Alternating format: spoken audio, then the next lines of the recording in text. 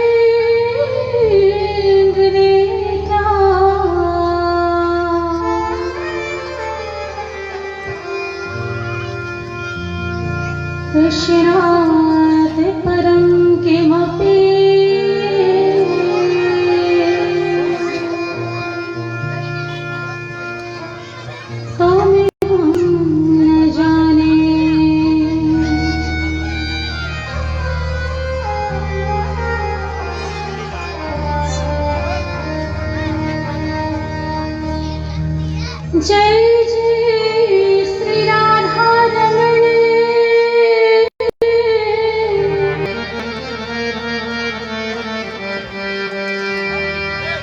जय जय नवनीत किशोर,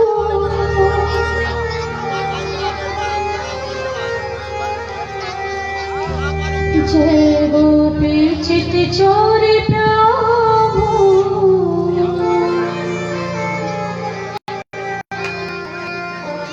जय जय माखन चोर।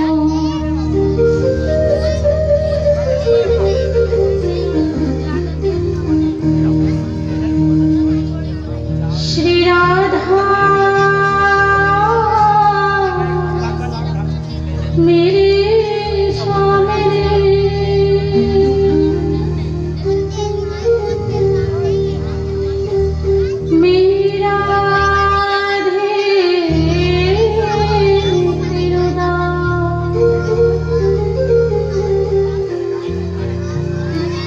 जन्म जन्म मोहे दीजियो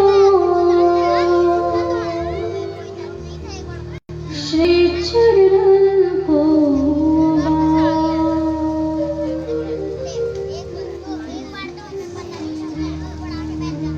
हरे राम हरे राम, राम राम हरे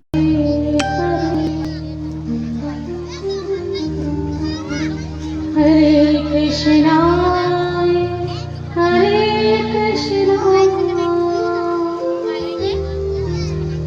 कृष्णा कृष्णा हरे हरे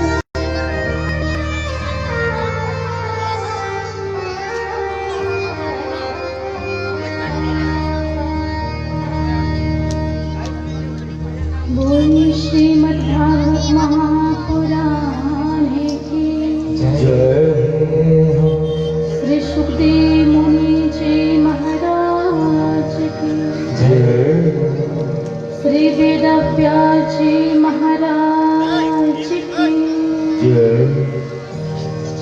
अनंत बलवंत हनुमान जी महाराज की जय। श्री द्वारकाधीश भगवान की जय। श्री गोवर्धननाथ जी महाराज की जय। श्री राजा परीक्षित जी महाराज जय। जय जय श्री राम जय जय श्री राम जय जय श्री राम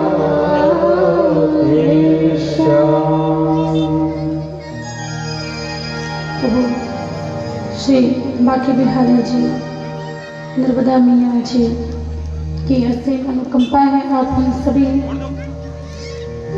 भक्तों पर कि होशंगाबाद जिला के चांडला में समक्ष गोस्वामी परिवार समक्ष चांडला के नगरवासी ग्रामवासी क्षेत्रवासी आप सभी के माध्यम से आपके इस धराधाम में इस पवित्र नगरी में श्रीमद् भागवत कथा का मंगलमय अनुष्ठान कल से रखा गया है।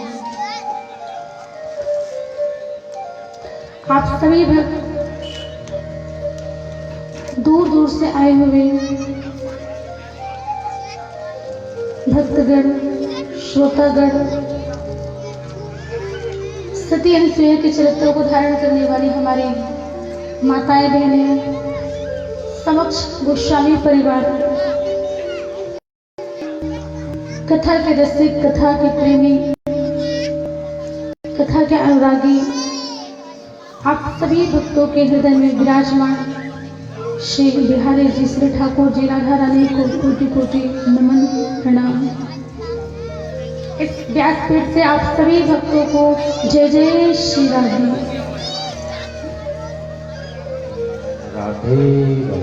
आप हम सभी भक्त द्वितीय दिवस की कथा में प्रवेश करेंगे। संकीर्तन करते हुए प्रभु का नाम लेते हुए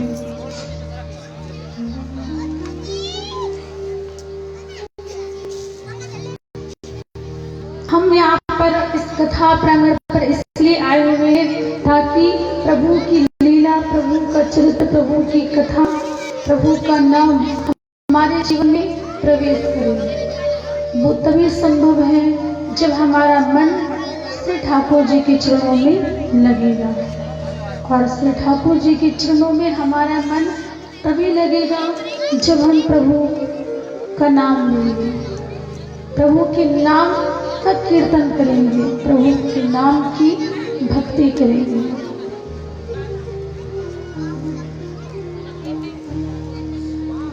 और ये जो मन फंसा हुआ है ना विकृतियों में वासनाओं में मोह माया में संसार के विषयों में, इस मन को इस तोते रूपी मन को प्रभु के चरण रूपी पिंजड़े में हमेशा हमेशा के लिए बंद करना है। क्योंकि जो मन है बहुत बाधा डालते हैं भगवान की भक्ति में प्रभु की कथा में कोई ना कोई बाधा जरूर आ जाता है। तो जितने भी संकट है जितने भी बाधा हैं वो दूर करती है श्री राधा रानी जी। यदि आप चाहते हैं कि जो संकट है आपकी जो बाधा है ये दूर हो जाए, हमेशा के लिए समाप्त हो जाए, हमेशा के लिए आप इससे मुक्त हो जाओ, तो केवल श्री राधा रानी का नाम लेना है, उन्हीं से प्रार्थना करना है। मेरे मन की हर लो बाधा स्वामिनी श्री राधा। बोली नर्मदा मैया की जय हो। श्री राधा रानी सरकार की जय हो।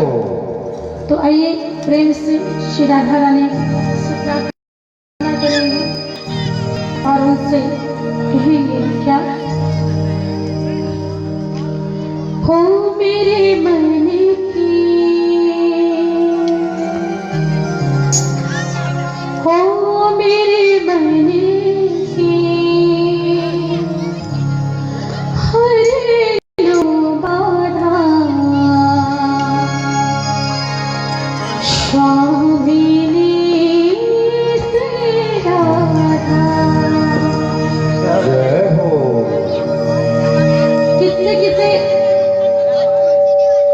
बाधा से दूर रहना है। कौन चाहता है कि भगवान की भक्ति में कोई बाधा ना आए? आप हम सभी चाहते हैं ना? तो मस्ती के साथ ताली बजाते हुए प्रेम से श्री राधा रानी का नाम मेरे साथ सभी लेंगे और कहेंगे क्या? हो मेरे मन की, हो मेरे मन की, हो मेरे मन की, हरि लो बाधा रानी श्री राधा। हरि लो बाधा हो मेरे मन की, हरि लो बाधा स्वामी श्री राधा। मेरे मन की हरि लो बाधा श्री राधा।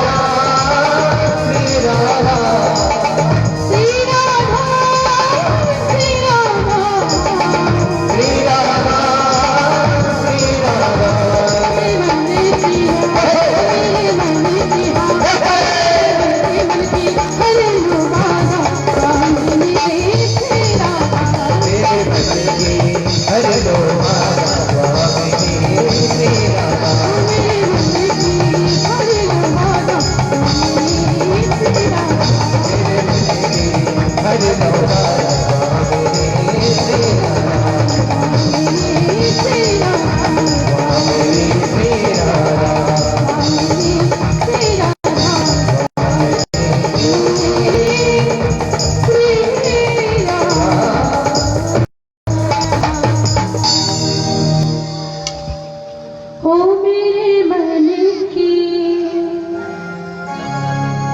हर लो मारा स्वामिनी श्री राधा।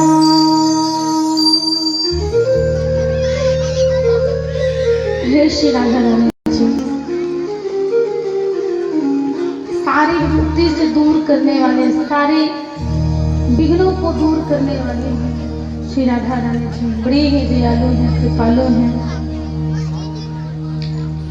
और आज सत्य मानिए तो श्री राधा रानी की कृपा से ही तो आपको मुझे श्रीमद् भागवत कथा को सुनने को मिल रही है।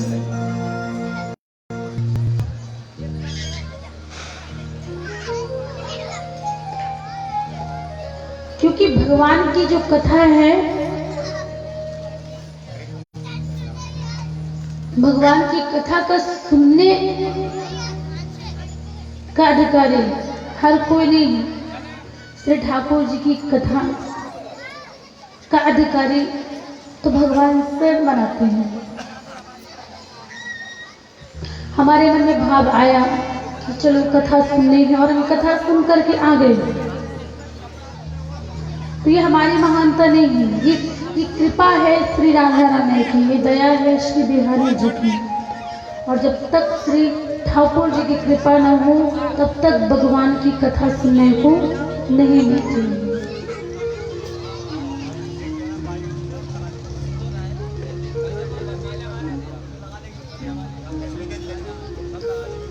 क्योंकि व्यास जी स्वयं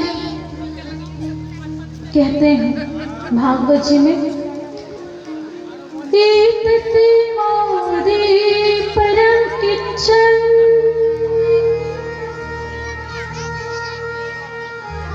मनः शुद्धेन विदधते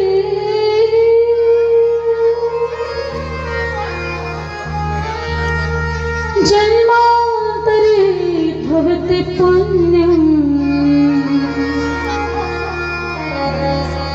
तदा भाग्यवतं लभे।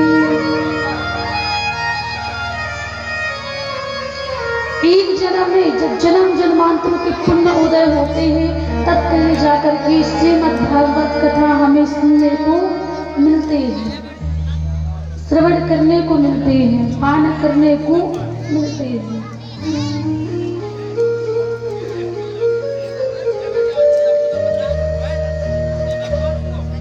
बाके बिहारी जी की महफिल में आते हैं वही जिन्हें बुलाते हैं श्री बाके बिहारी जी। इस प्रभु की महफिल में, इस प्रभु की कथा स्थल में, कथा प्रांगण पर वही आते हैं जिन्हें भगवान बुलाते हैं। आज आप सबको बुलाए हैं श्री बिहारी जी सत्संग में गोते लगाने के लिए, श्रीमद् भागवत कथा श्रवण कराने के लिए।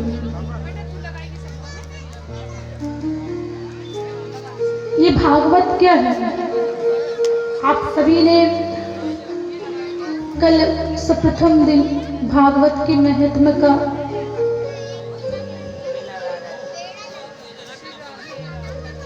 वर्णन हुआ और आप सभी ने महत्व की कथा श्रवण की।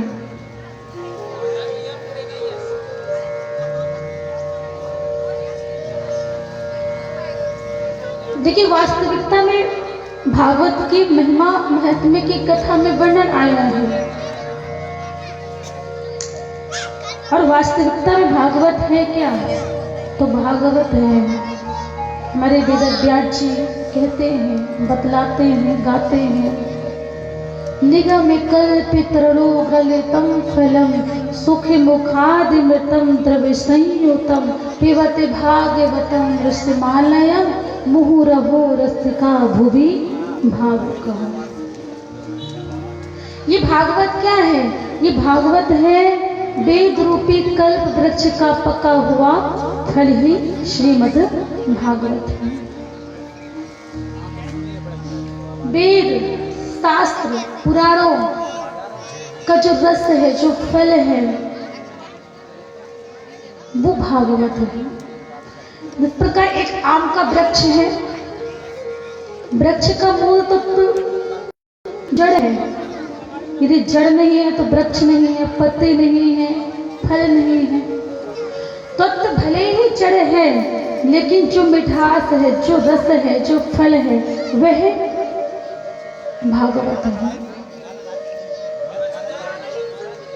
वह रस, वह मिठास फल में है। उसी प्रकार भागवत भी पका हुआ फल है, वेद रूपी वृक्ष का।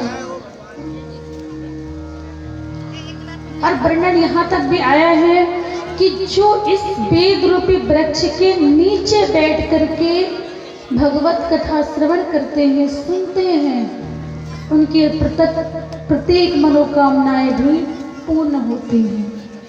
जो आप इच्छा लेकर के बैठते हैं, जो कामना करके आप बैठते हैं इस कथा प्रांगण पर, कथा स्थल पर, वो कामना भी आपकी पूर्ण होती है। ये भागवत कथा की महिमा।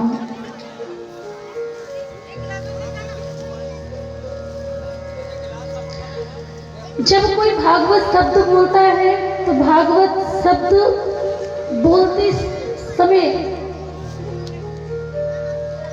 4 अक्षर का प्रयोग किया जाता है। भागवत में कितने अक्षर हैं? 4 अक्षर हैं। भागवत। पहले तो भागवत को हम, भागवत 4 अक्षर का अर्थ क्या है, इसका निचोड़ क्या है, इसका तत्व, इसका महत्व क्या है, पहले भागवत को ही समझ लें, उसके बाद कथा सुनें। जब हम भागवत को ही नहीं समझेंगे तो कथा हम क्या समझ पाएंगे। तो भागवत का अर्थ क्या है? जब हम भागवत शब्द बोलते हैं तो 4 अक्षर का प्रयोग करते हैं। भागवत, भागवत 4 अक्षरों में है। मानो वेद व्यास जी भागवत की रचना करते हुए बतलाना चाहते हैं कि जब 4 अक्षर तुम्हारे जीवन में प्रवेश कर जाए तो समझ लेना कि तुम्हें भागवत की प्राप्ति हो चुकी है। और ये भागवत क्या है? भा माने भक्ति। हमारे जीवन में भक्ति का होना अनिवार्य है, भक्ति होना चाहिए। श्रवणम कीर्तनम विष्णु स्मरणम पाद सेवनम अर्चनम वंदनम दासम साख्य आत्म निवेदनम। 9 भक्ति का जब वर्णन किया गया, प्रभु श्री राम जी सबरी मैया के साथ सत्संग किए कि हे माँ, इन 9 भक्ति में तुम्हारे जीवन में एक भी भक्ति है तो मेरे धाम में जाने से तुम्हें कोई भी रोक नहीं सकता। हमारे जीवन में भक्ति का होना बहुत ही मायने रखता है, बहुत ही जरूरी है। हम अपने जीवन को भक्ति में ओत-प्रोत कर ले, ऐसे भक्ति में मग्न हो जाए कि हम खुद का भान भूल जाएं। और यही भागवत है। भक्ति करते हैं तो चाहे वो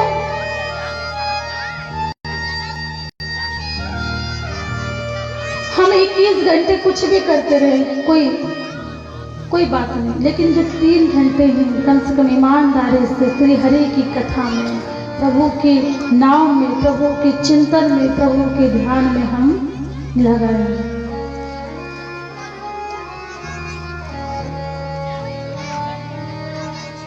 भक्ति करनी चाहिए, भजन सुनना चाहिए, कथा सुनना चाहिए, सेवा करनी चाहिए श्री ठाकुर जी की, प्रभु श्री राम जी की।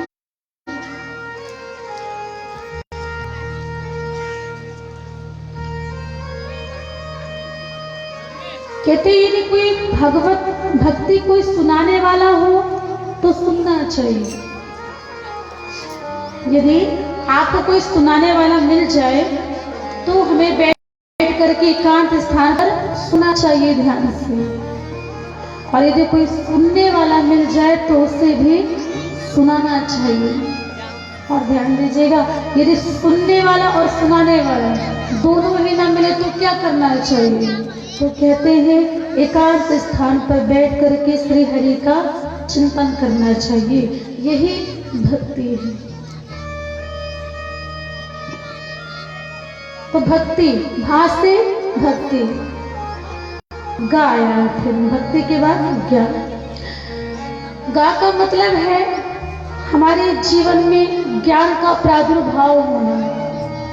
ज्ञान तो प्रत्येक जीव में है, लेकिन उस ज्ञान को हम जागृत नहीं किए हुए, उस ज्ञान को हम सुना चुके हैं विकृतियों में, वासनाओं में, मोह में, इन वासनाओं से, विषय भोगों में ऐसे ज्ञान को सुला चुके हैं कि जो हमारा ज्ञान है वो उदय ही नहीं होता, वो काम ही नहीं करता है। तो ज्ञान कब आएगा? संसार का त्याग कर देंगे, परिवार का त्याग कर देंगे, घरवार का त्याग कर देंगे, नहीं। ज्ञान का मतलब है वैराग आना जीवन में, भक्ति आना जीवन में। जब तक आपके जीवन में भक्ति, ज्ञान नहीं होगा तो आप कैसे भक्ति करोगे? आपको कैसे पता होगा कि भक्ति हमें कैसे करनी है? तो ज्ञान का भी होना जरूरी है। तो ज्ञान का मतलब वैराग है, और वैराग का मतलब घर का त्यागना नहीं है, घर को छोड़ना नहीं है, संसार को छोड़ना नहीं है।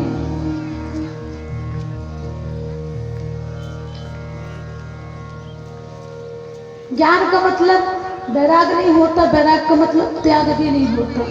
वैराग का मतलब होता है जिससे हम अपने हाथ से छोड़ दें,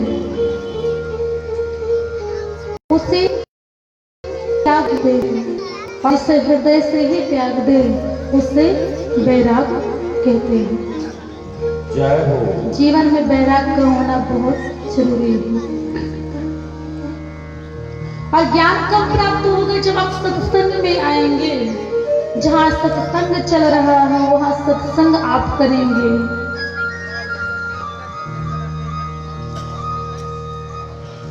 और जैसा सत्संग करेंगे वैसा ही आचरण आपके जीवन में आएगा।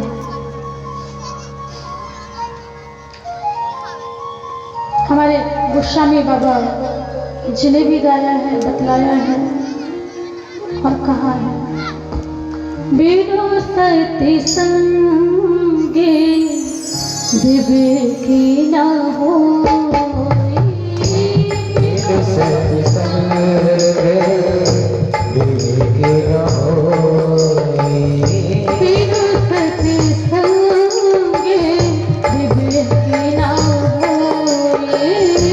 बिनु सति संगे विवेकी न होई, बिनु सति संगे विवेकी न होई, बिनु सति संगे विवेकी न होई, बिनु सति संगे विवेकी न होई, बिनु सति संगे विवेकी न होई,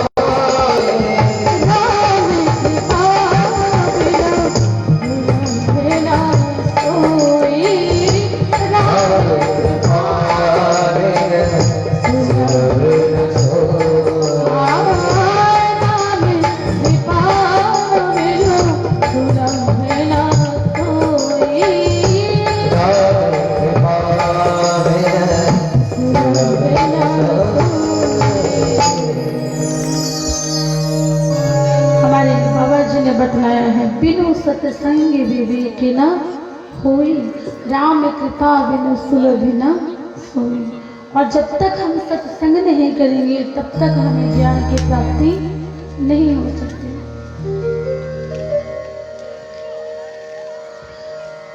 तो गा यानी कि ज्ञान का होना जरूरी है।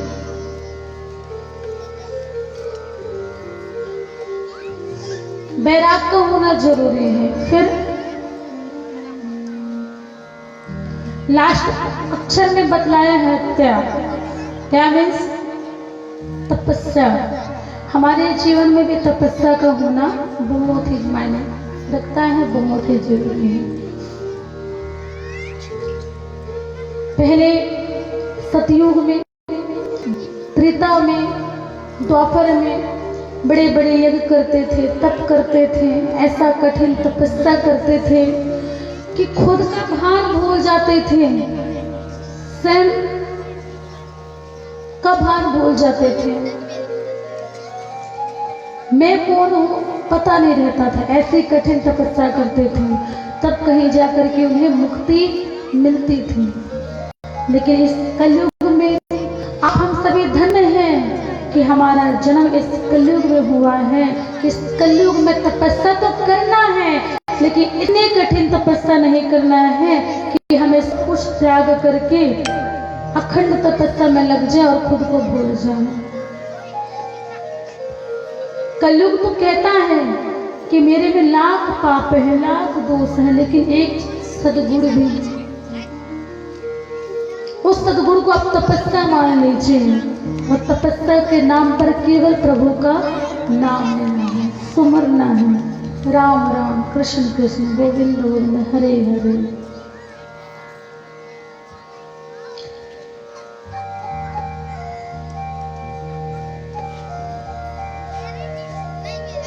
कलयुग केवल नाम आधारा, सुमर सुमर नर उतरहु पारा।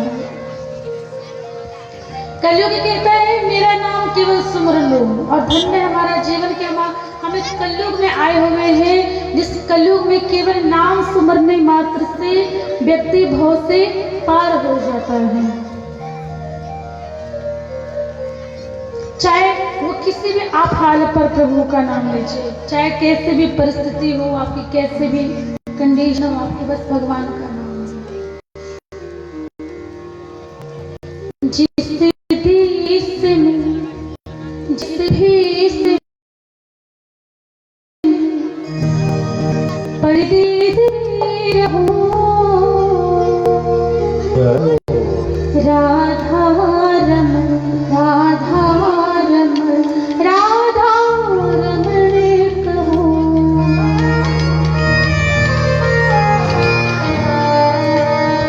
अच्छा कैसे भी स्थिति में क्यों न रहे, केवल राधा रानी का नाम है, गोविंद का नाम है, आपका कल्याण हो जाएगा। तो कहने का भाव, चार अक्षर को हम जीवन में धारण जब नहीं कर लेंगे, भागवत की प्राप्ति हमें नहीं हो सकती। इसलिए भक्ति, ज्ञान, वैराग, तपस्या, आप इन चारों को जीवन में धारण करें, और ये तभी आपको प्राप्त होगा जब आप भागवत की कथा सुनेंगे, सत्संग करेंगे। यहाँ पर वेदव्यास जी महात्म्य की कथा का वर्णन किए हैं और प्रथम स्कंद का मंगलाचरण किए हैं प्रारंभ करते हुए।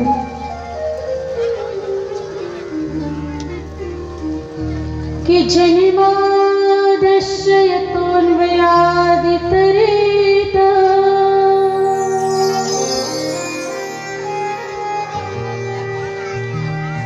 चात्रिसुरी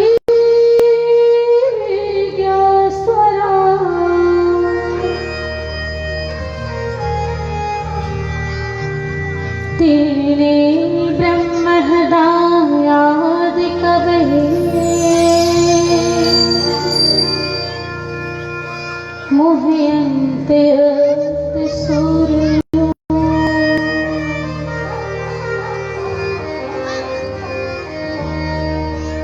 तेजो मृदा मेधा विनिमयो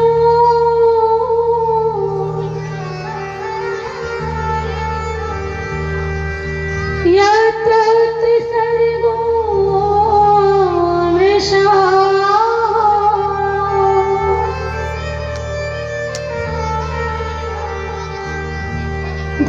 धाम्नाशेन निरस्ते को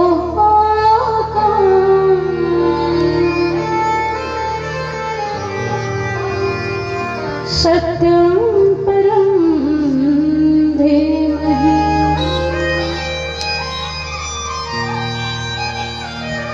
वेदव्यास जी महाराज मंगलाचरण करते हैं। प्रथम स्कंद का प्रथम श्लोक, 4 श्लोक में मंगलाचरण गाया है वेदव्यास जी ने कि सत्यम परम धीमहि।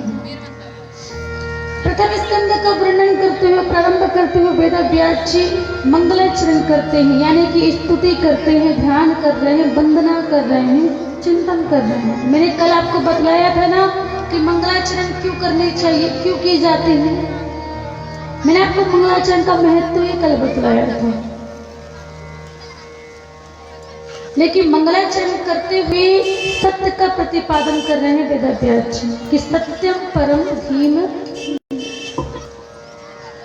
अनेक जितने भी पुराण हैं, चाहे प्रभु की कथा, चाहे देवी भागवत हो, राम कथा हो, राम कथा में राम का मंगलाचरण होता है, कृष्ण कथा में कृष्ण का मंगलाचरण किया जाता है, देवी भागवत में देवी जी का मंगलाचरण किया जाता है, हनुमंत पुराण में हनुमान जी का मंगलाचरण किया जाता है।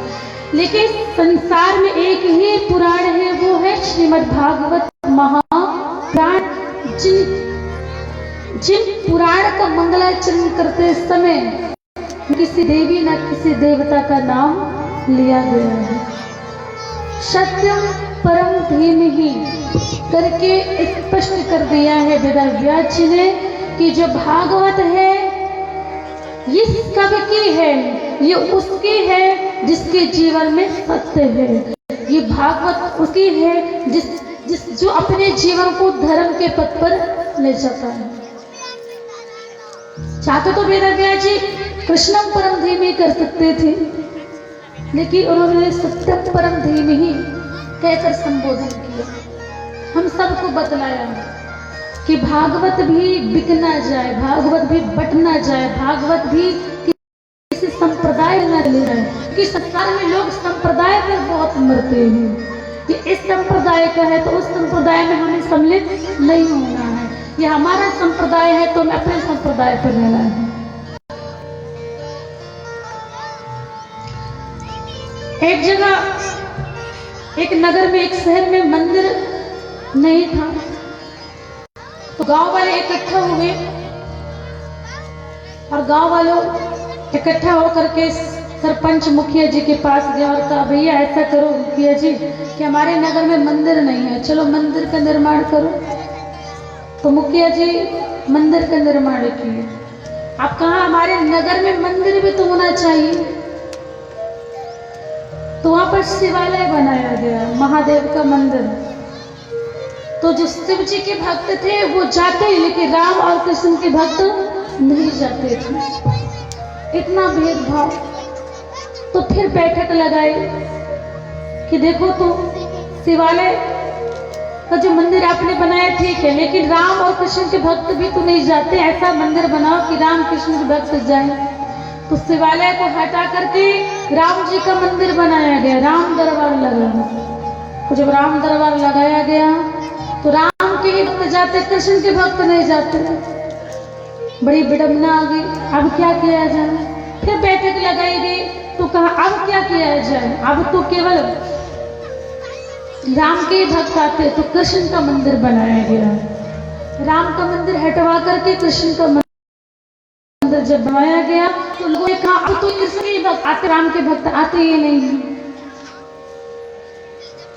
तब एक बाहर से पढ़ा लिखा हुआ व्यक्ति आया, उसने कहा भैया इस नगर में मंदिर बनवाने की जरूरत नहीं है, देखो आप शिव का मंदिर बनवाए तो शिव के उपासक आते हैं, राम का मंदिर बनाए तो राम के भक्त आते हैं, कृष्ण का मंदिर तो कृष्ण के भक्त आते हैं। मतलब कि सब अपने अपने इष्ट देव के पास आते हैं, एकता नहीं है, प्रेम नहीं है एक दूसरे में, लोग अपने ही संप्रदाय में मरे जा रहे हैं।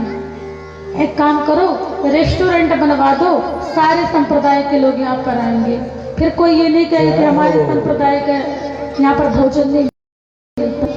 फिर ऑब्जेक्शन नहीं उठाएगा कि इस रेस्टोरेंट, इस होटल में हमारे संप्रदाय का भोजन नहीं मिलता है, सारे संप्रदाय के लोग आएंगे और फिर मैंने पैसा दे दे करके खाएंगे। तो ये हाल है संसार की, ये दशा है संसार की। इसलिए भागवत में भी सत्य का प्रतिपादन वेदव्यास जी ने कहा है कि भागवत को भी किसी संप्रदाय में न बांटी जाए। ये भागवत उसकी है जिसके जीवन में सत्य है। सत्यम परम धीमे ही। जो सत्यम परो धर्म, यानी कि जो परम धर्म, यानी कि धर्म के पथ पर भी चलता है, सत्य के पथ पर भी चलता है, ये भागवत उसी की कहलाएगी। सत्य कौन है? सत्य ही शिव है, सत्य ही राम है, सत्य ही कृष्ण है, कृष्ण ही सत्य है।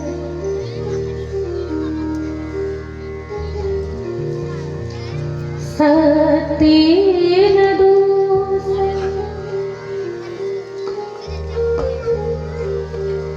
धरा में न दूसरे सत्य समाना,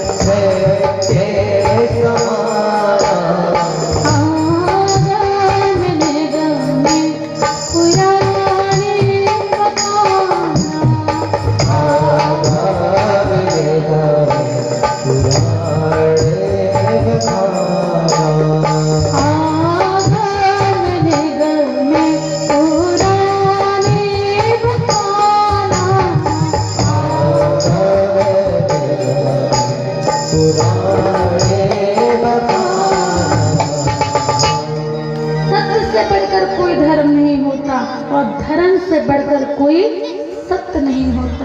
तो सत्य क्या है? सत्य ही शिव है।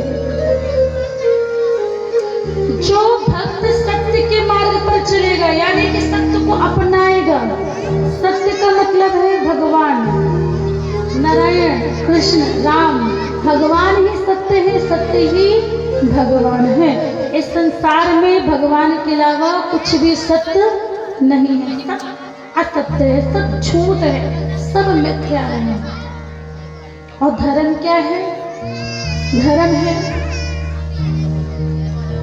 माता पिता की सेवा करना, गौ माता की सेवा करना, सास ससुर की सेवा करना, भगवान की सेवा करना, बड़े बुजुर्गों की सेवा करना, दान पुण्य करना, ये धर्म है।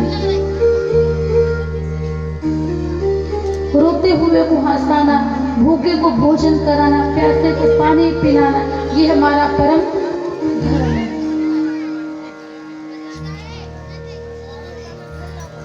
धर्म के पथ पर चलना ही हमारा धर्म है। भगवान की भक्ति करना, इस जीवन के उद्देश्य को पालन करते हुए हम भगवान को ना भूलें कि जो जीवन हमें मिला है तो भोजन करना, पैसे कमाना, शयन करने के लिए ही नहीं मिला है। ये काम तो पशु पक्षी भी करते हैं। ये जीवन हमें किसी और के लिए भी मिला है, उसका भी एक उद्देश्य, उसका भी एक लक्ष्य है। ये जीवन हमें मिला है मुक्त होने के लिए, इस 84 लाख योनि से मोक्ष होने के लिए। ये शरीर एक सीढ़ी है, एक माध्यम है भगवान तक पहुंचने के लिए।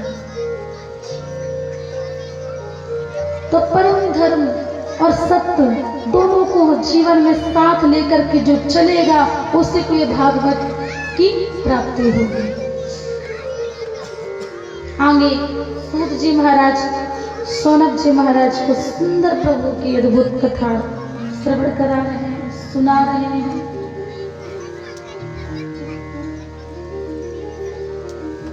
सौनक जी महाराज कहते हैं, हे प्रभु, आपने बहुत ही अमृतमयी कथा श्रवण कराई है, बड़ा ही आनंद आया। हमें श्री बिहारी जी की कथा श्रवण कराई, हमें उनकी बाल लीला, उनकी सुंदर, उनके चरित्रों को दर्शन भी करना और श्रवण करना है। और जो आपके अंदर जो ज्ञान है वो है अपरंपार है। तभी उसने कहा, मैं आपको प्रभु की कथा तो सुनाऊंगा, लेकिन अपने गुरुवर को प्रणाम कर लो। सूत जी महाराज जिनकी आयु है 20 वर्ष की, लेकिन ज्ञान अपार है, करोड़ों सूर्य के समान ज्ञान है। तो वो मंगलाचरण करते हैं, गुरुवर को प्रणाम करते हैं। यं प्रवृजन्ति मनोपीतिमपीति कृत्यं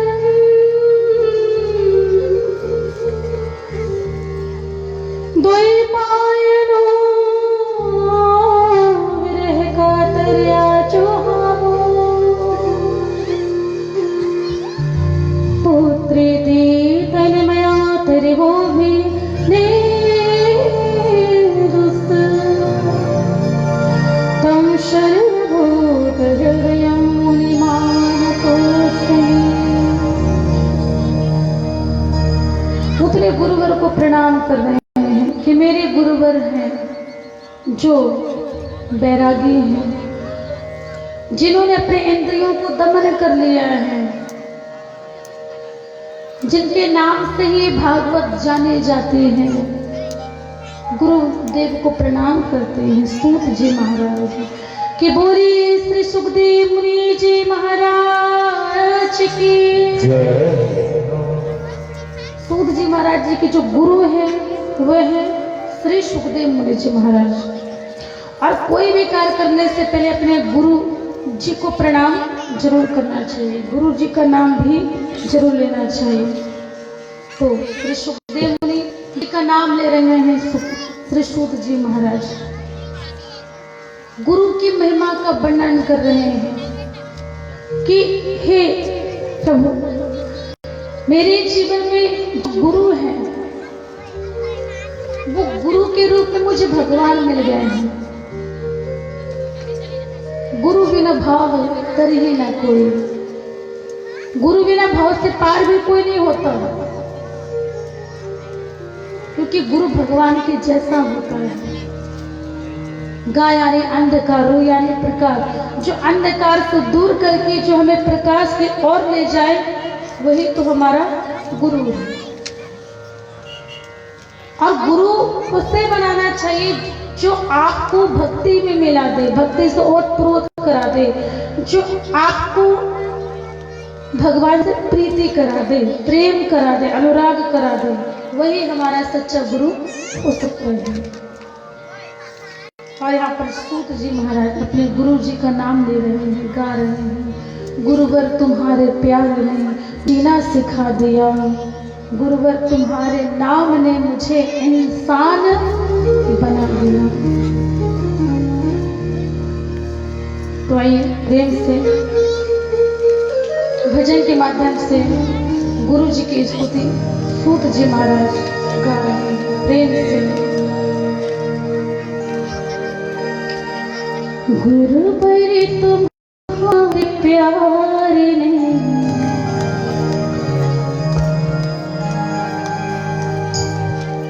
जीना सिखा दिया, गुरुवर तुम्हारे प्यार ने जीना सिखा दिया, गुरुवर तुम्हारे प्यार ने जीना सिखा दिया, गुरुवर तुम्हारे प्यार ने जीना सिखा दिया, गुरुवर तुम्हारे प्यार ने जीना सिखा दिया, गुरुवर तुम्हारे प्यार ने जीना सिखा दिया, कहीं तुम्हारे प्यार ने जीना सिखा दिया, गुरुवर तुम्हारे प्यार ने जीना सिखा दिया।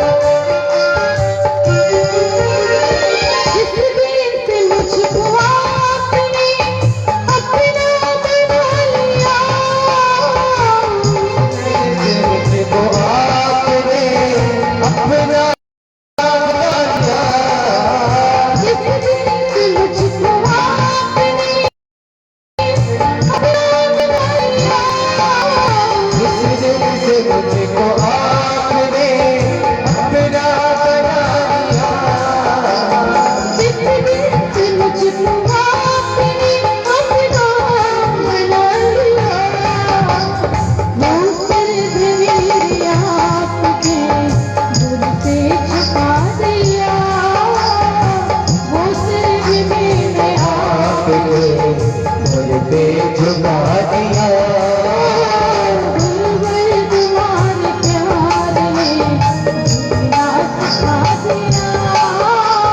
गुरुवर तुम्हारे प्यार ने जीना सिखा दिया। गुरुवर तुम्हारे प्यार ने जीना सिखा दिया।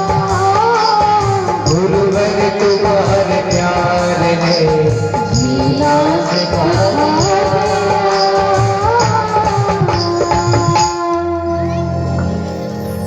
सूत जी महाराज गुरु जी की वंदना कर रहे हैं, गुरु जी का नाम ले रहे हैं और गुरु जी की कथा वो प्रारंभ कर रहे हैं। हे सनकादि महाराज, एक समय की बात है कि जब बैकुंठ में गोलोक धाम में श्री राधा रानी जी की गोद पर बैठ करके एक श्री सुखदेव मुनि जी यानी कि जो मेरे देव बूढ़ हो गए थे, गंग करे थे, पेड़ भी रहते, हाथ गए थे, रोक ले रहे थे कि मैया मुझे अपने से दूर मत कर देना। हे माँ, आपकी इस गोद में, क्योंकि जो माँ की जो आंचल है वो शीतलता को प्रदान करती है। ये आपका आंचल है, मुझे बहुत शांति प्राप्त होती है, मुझे आनंद की अनुभूति होती है। मुझे अपने से दूर मत कीजिए, बड़ा आनंद आ रहा है, आपका दीदार हो रहा है, आपका दर्शन हो रहा है, अपने से दूर मत कीजिए। श्री राधा रानी उसी वक्त कहने लगी, हे सुखदेव मुनिपुत्र, तुम्हें कलयुग में जाना होगा, तुम्हें कलयुग में जाना है। उस कलयुग में जिस कलयुग आप हमें आप हमसे जीवन को दे रहे हैं। सृष्टि जी कहते हैं मैं कलयुग में नहीं जाऊंगा, मृत्यु लोक में नहीं जाऊंगा। बस मृत्यु लोक में यदि मैं जाऊंगा तो मुझे जो माया है वो व्याप लेगी, मोह माया वासनाओं में मैं ग्रस्त हो जाऊंगा। मुझे तो आपकी जो भक्ति है, जो आपके नाम का जो मैं माला कर रहा हूँ, ये भी भूल जाऊंगा, मुझे आप मत भेजिए।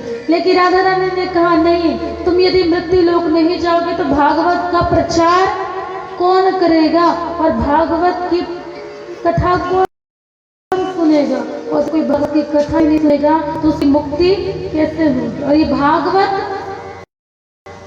मुक्ति है, भागवत मुक्त करा देती है।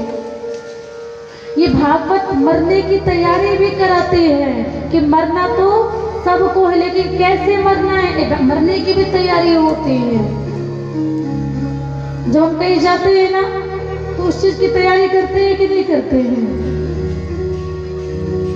और ध्यान दीजिएगा, जब हम ऊपर जाएंगे ना तो उसकी भी तैयारी करनी पड़ेगी, और वो तैयारी हमें भागवत जी ही कराती है।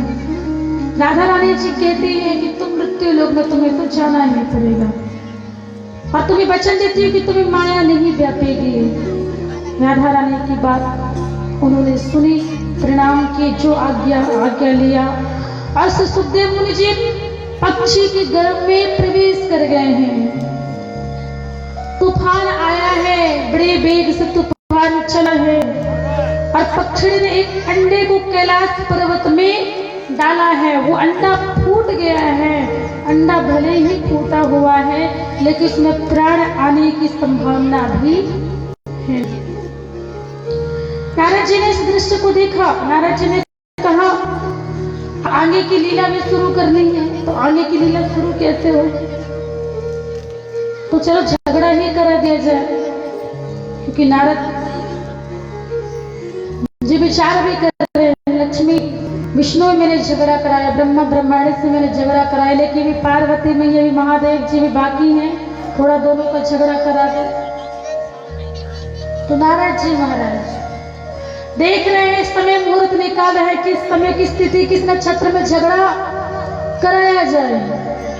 नारद जी ने देखा कैलाश पर्वत में पार्वती मैया अकेले बैठी हुई हैं, लेकिन महादेव जी नहीं हैं। महादेव जी ध्यान में कहीं चले गए हैं। पार्वती मैया जी अकेले हैं, अच्छा मौका है।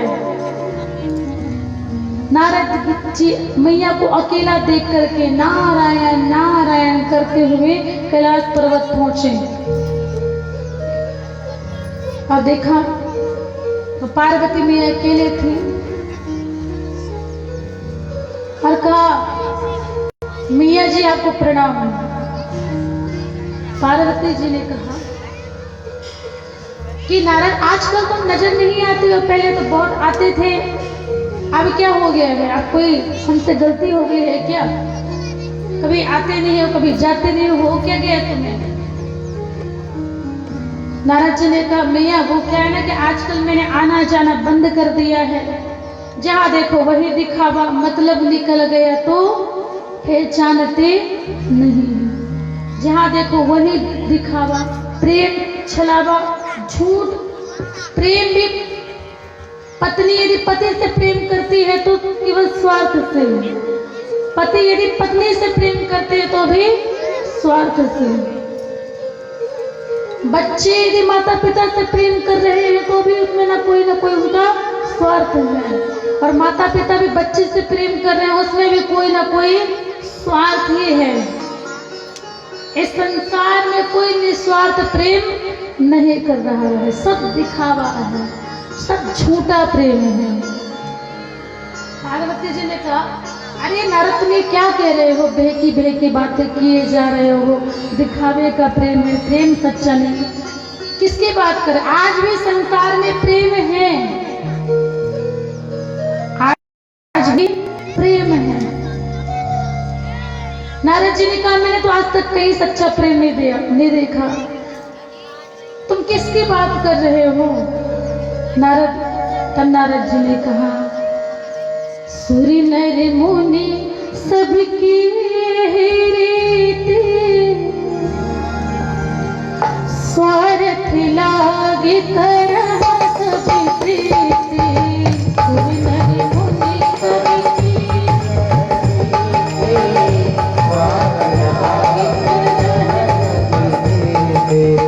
सूर्य नर मुनि सबकी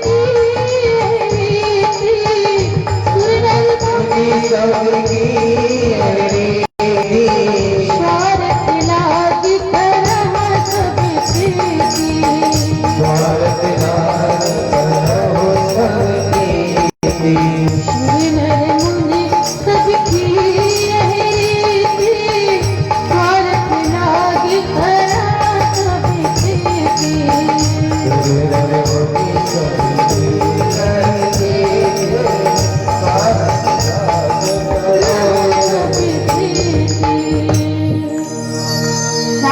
कहते हैं अब एक ही हो, एक ही दशा हो तो बतलाऊं, सबकी तो वही दशा है, सुर हो नर हो मुनि हो सबकी वही दशा, सबकी वही रीति, स्वार्थ लगता है तो प्रीति करना प्रारंभ कर देते हैं। नारद जी से मियाँ कहती है मैं आपकी बात को मानने को तैयार नहीं, क्योंकि जो भोले बाबा जी हैं वो तो मुझसे बहुत प्रेम करते हैं। नारद जी कहने लगे अब तो बात बनी नहीं है, बात बिगाड़ने आया हूँ, बात बिगड़ ही नहीं रही है, मैया क्रोध ही नहीं कर रही है, ऐसा कौन सा काम करो कि मैया महादेव से क्रोध करने लगे। मैया ने कहा नारद ये बात मानने को तैयार नहीं। अच्छा तो आपसे बहुत प्रेम करते हैं? हाँ नारद मुझसे महादेव जी इतना प्रेम करते हैं कि गोपनीय से गोपनीय बात को भी छुपा कर नहीं रखते, सारी बात मुझसे बतला देते हैं। यदि वो आज राम का दर्शन हुआ, आज कृष्ण का दर्शन हुआ, वो सभी बातें बतला देते हैं मुझसे, इतना प्रेम करते हैं। नारद जी ने कहा ऐसे में बात बनने वाली नहीं है, क्या किया जाए? तब नारद जी ने कहा एक ही उपाय है, मैया यदि आपसे महादेव जी इतना ही प्रेम करते हैं तो आपके रहते, देखिए अब आप ही बताइए, आपके सामने कोई आकर कह दे कि आपके रहते आपके पतिदेव, इतने में तो आपका दिमाग घूम जाएगा। किसी स्त्री के पास कोई जाकर के आपके रहते तो उतने में सब समझ जाते कि हमारे रहते हमारे पतिदेव कहीं और शुरू हो गए, इतने में स्पोर्ट बढ़ रही है। तो नारद जी भी कहने लगे मैया आपके रहते इतनी सुंदर हैं, आप किसी भी चीज की कमी नहीं, आप में किसी भी बात की कमी नहीं।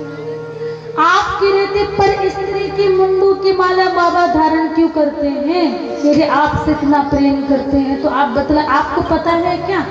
तभी तो पार्वती मैया तो आंख बड़ी बड़ी हो गई, पूरा चेहरा ही लाल पड़ गया क्रोध के मारे। अब तो नारद जी घबरा गए। नारद जी ने कहा बात तो बन गई है, लेकिन बात लगता है जो बिगड़ने वाली है वो कहीं मुझ में ही न बिगड़ना शुरू हो जाए, तो मुझे यहाँ से निकल जाना चाहिए। तो नारद जी ने कहा अच्छा भैया मुझे कुछ काम याद आ रहा है, पता कर लेना क्यों धारण करते ये सब मुझे भी नहीं पता, मुझे निकलना, मैं जा रहा हूँ, कुछ काम याद आ रहा है। नारायण नारायण कहते हुए चले जा रहे हैं।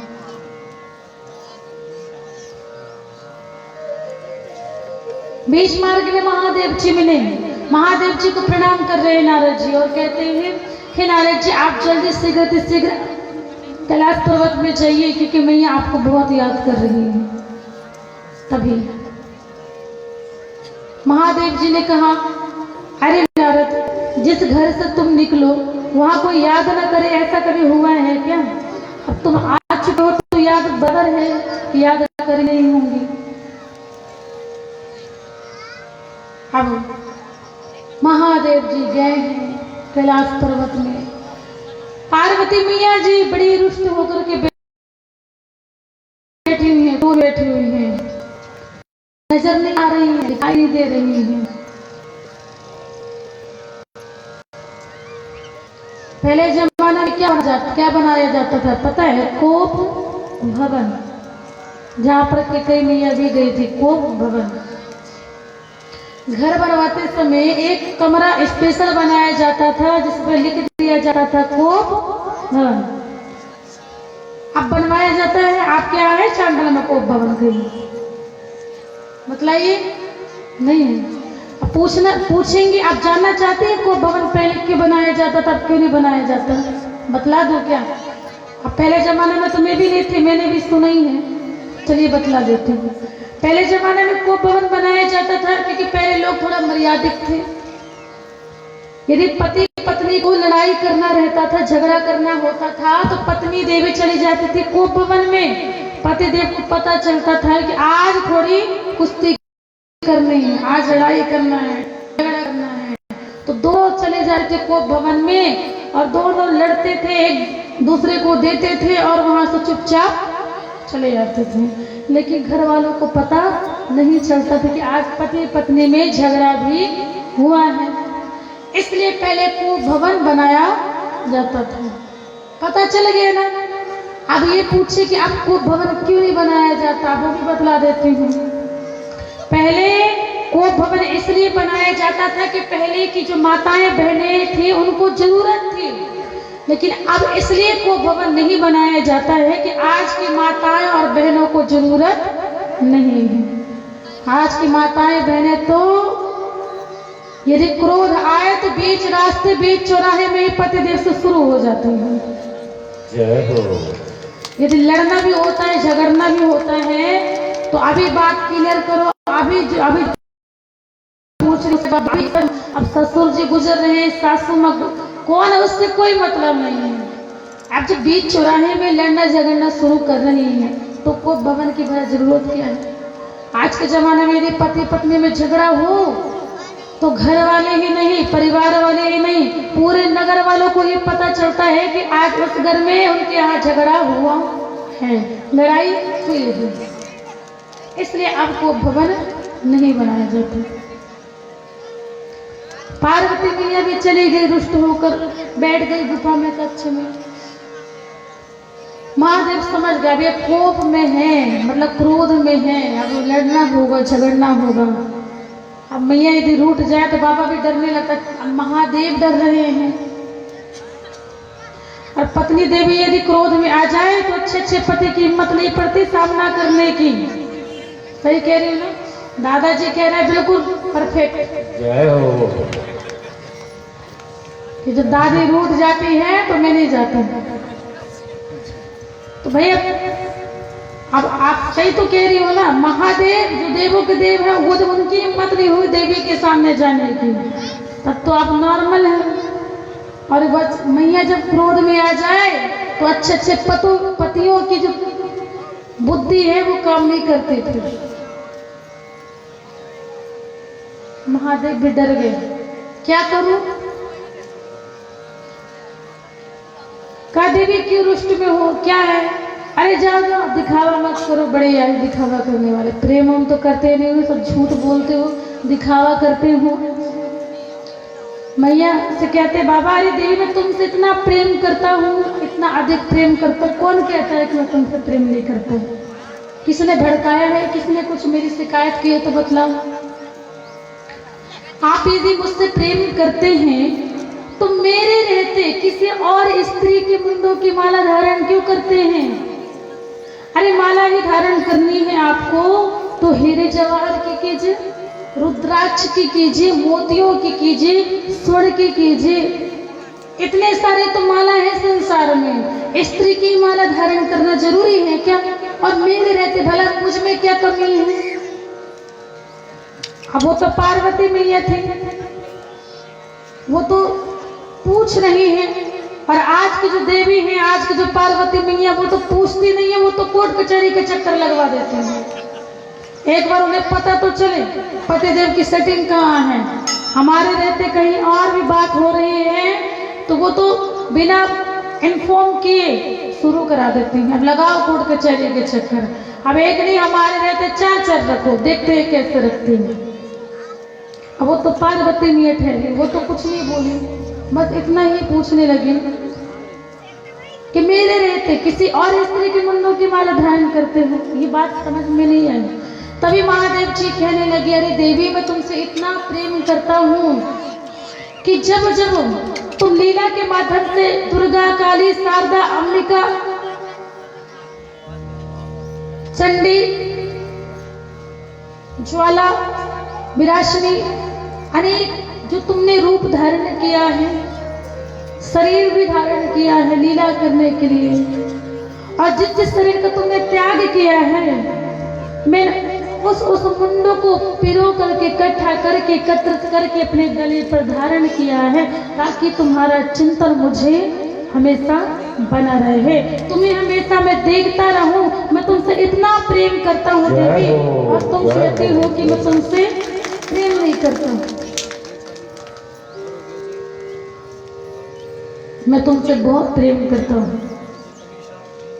तभी पार्वती मैया जी बड़ी प्रसन्न हुई, गदगद हो गई और कहने लगी, हाँ स्वामी आप तो मुझसे बहुत प्रेम करते हो, लेकिन वो प्रेम में भी छल है, कपट है। यदि आप मुझसे प्रेम करते हैं तो आप मुझसे छलावा क्यों करते हैं?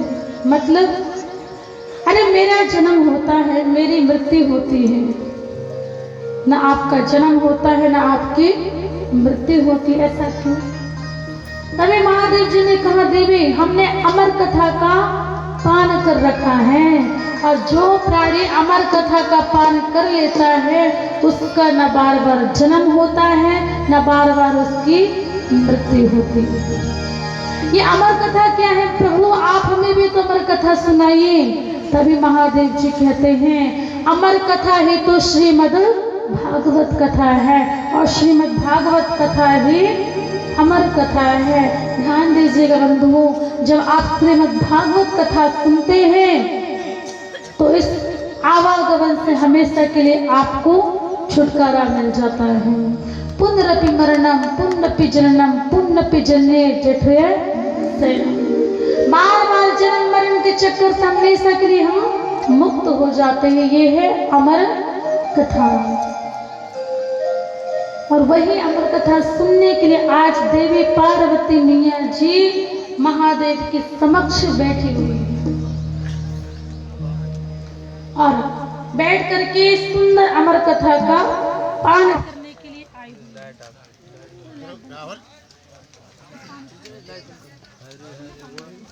गोविंद जय जय।